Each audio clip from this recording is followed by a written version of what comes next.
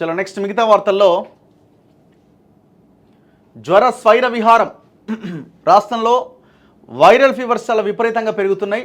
3000కు దగ్గరలో డెంగ్యూ కేసులు, 6500 టైఫాయిడ్ కేసులట. ఎంత భయంకరంగా ఉందో చూడండి సిచ్యువేషను. దగ్గర 3000 డెంగ్యూ కేసులు ఉన్నాయట స్టేట్లో. ఇది ఓన్లీ అఫీషియల్ రిపోర్ట్ మాత్రమే. అన్అఫీషియల్గా డాక్టర్లు తెలిసిన వాళ్ళు లేకపోతే అక్కడిక్కడ ఉంటే వాళ్ళు ఇండ్లలోనే ట్రీట్మెంట్ తీసుకునే వాళ్ళ సంఖ్య ఇంకా విపరీతంగా ఉంటుంది. ఇళ్లలో ట్రీట్మెంట్ తీసుకునే వాళ్ళు లేదంటే దగ్గరలో ఉన్న ప్రైవేట్ హాస్పిటల్కి వెళ్ళి మెడిసిన్ వాడుతున్న వీళ్ళంతా రికార్డ్స్లోకి రారు. మళ్ళీ అఫీషియల్గా గవర్నమెంట్ రికార్డ్స్లో ఉన్న వాళ్ళే 3000 మంది అట. ఈ డెంగ్యూ ఎందుకు వస్తుందంటే ఈ డెంగ్యూ మధ్యాహ్నం అంటే పగటి పూట గరిచే దోమల ద్వారా ఈ డెంగ్యూ వ్యాపిస్తుంది. కారణం ఏంటంటే ఎక్కడెక్కడైనా వాటర్ స్టోరేజ్ ఉండడము లేకపోతే వీటిలో వాటర్ స్టోరేజ్ పెట్టి వదిలేయడం వల్ల హైజెనిక్గా ఉండకపోవడం వల్ల ఈ దోమలు అక్కడ వ్యాపిస్తూ ఉంటాయి. రాష్ట్రంలో విజృంభిస్తున్న విష జ్వరాలు, డెంగ్యూ, మలేరియా ఏజెన్సీ జిల్లాల్లోనే చాలా ఎక్కువ. ఇంటికి ఒకరిద్దరు బాధితులు ఉన్నారట.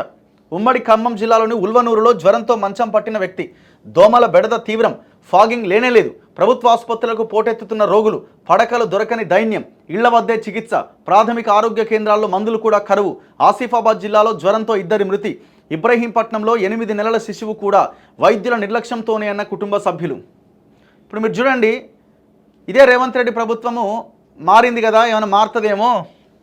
గతంలో కేసీఆర్ 3-4% మించి బడ్జెట్ కేటాయించకపోయేది.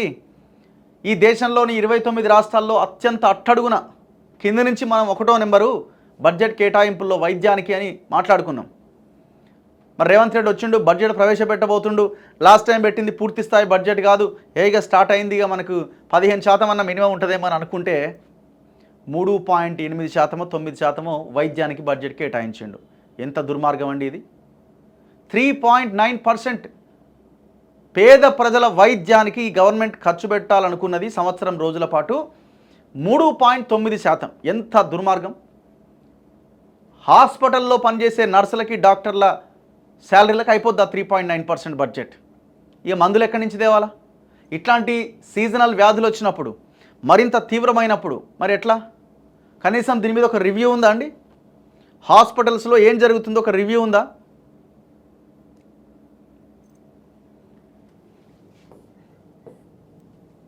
కొత్తగూడెం జిల్లా ఆళ్లపల్లి మండలం బుస్సారాయిలో 18 నెలల పాప మలేరియాతో బాధపడుతూ గత నెల 20వ తేదీన ప్రాణాలు విడిచింది. మలేరియా వచ్చి చనిపోయే రోజులు అండి ఇవి.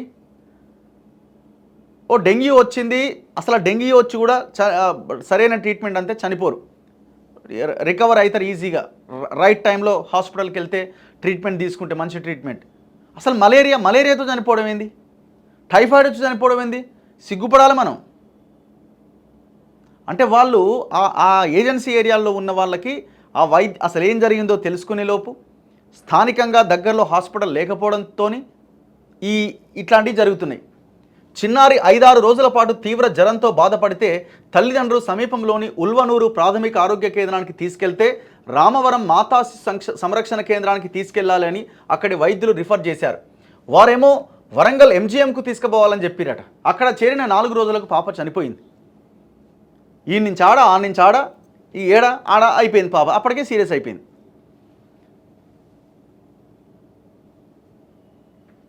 మలేరియాతో పాప చనిపోయినట్లుగా వైద్యులు వెల్లడించారు.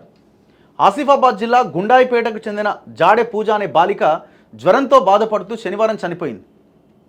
జిల్లా కేంద్రంలోని గిరిజన సంక్షేమ బాలికల వసతి గృహంలో 10వ తరగతి చదువుతున్న ఆమె జ్వరంతో అవస్థపడుతూ తండ్రికి ఫోన్ చేసింది. హాస్టల్ నుంచి ఇంటికి తీసుకొచ్చి చికిత్స అందించినా తగ్గకపోవడంతో మహారాష్ట్రలోని చంద్రాపూర్లో ఉన్న ఒక ప్రైవేట్ ఆసుపత్రికి తరలించారు. అక్కడ పరిస్థితి విషమించడంతో హైదరాబాద్కు తరలిస్తుండగా మార్గ మధ్యలోనే ప్రాణాలు కోల్పోయింది. అంబులెన్స్లో ఆసుపత్రికి తరలిస్తుండగా నాన్న నన్ను కాపాడు అంటూ తండ్రిని వేడుకుంటూనే చనిపోవడం కలిచివేసింది. ఎంత ఘోరమైన విషయం ఇది. ఇలా జ్వరాలకు ప్రాణాలు వదులుతున్న వారు కొందరైతే ఎంతోమంది ఆసుపత్రులకు పోటెత్తుతున్నారు. పడకలు దొరక్క ఇళ్ల వద్దే కొట్టుమిట్టాడుతున్న వారు ఇంకా కొందరు. కొన్నాళ్ళుగా పల్లె పట్నం తేడా లేకుండా జనాలను జ్వరం పీడిస్తోంది. హైదరాబాద్ సహా అన్ని జిల్లాల్లోనూ వైరల్ జ్వరాలు, dengue, malaria, chikungunya, typhoid, gastroenteritis కేసులు వస్తున్నాయి. ముఖ్యంగా కొత్తగూడెం, ఉమ్మడి ఆదిలాబాద్ జిల్లాలోని ఏజెన్సీ ప్రాంతాల్లో డెంగ్యూ, మలేరియాతో మరణాలు కూడా నమోదవుతున్నాయి. అక్కడ చిన్న పెద్ద అనే తేడా లేకుండా ఇంటికి ఒకరిద్దరు జ్వరంతో బాధపడుతున్నారు. విష జ్వరాలు, డెంగ్యూ, టైఫాయిడ్, గ్యాస్ట్రోఎంట్రైటిస్ కేసులు వేలల్లో నమోదవుతున్నాయి. వీటికి తోడు దగ్గు, జలుబు, ఫ్లూ కూడా ఉంటున్నాయి. రోగుల్లో ఎక్కువగా తీవ్రమైన చలిజ్వరం, భరించలేని, అడుగు తీసి అడుగు వేయలేనంత కీళ్లు, ఒళ్ళు నొప్పులు, జలుబు, దగ్గు లక్షణాలు కనిపిస్తున్నాయి. ఫాగింగా పాడా? ఎక్కడుంది ఫాగింగ్? ఆయనకు అనిపిస్తుందా అసలు ఫాగింగ్?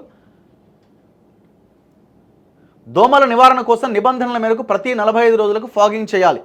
డెంగ్యూ ప్రభావిత ప్రాంతాల్లో అయితే ఇంతకన్నా తక్కువ వ్యవధిలోనే ఫాగింగ్, స్ప్రేయింగ్ చేయాలి. ఈ విషయాన్ని ప్రజారోగ్య విభాగ సిబ్బంది విస్మరించారు. డెంగ్యూ ప్రభావిత జిల్లాలతో పాటు ఇతర జిల్లాల్లో కూడా ఫాగింగ్ చేయట్లే. పల్లెల్లో పారిశుద్ధ్యం పడకేసింది. నిధులు లేక పారిశుద్ధ్య పనులు చేపట్టట్లేదు. కనీసం బ్లీచింగ్ కూడా వేయట్లే.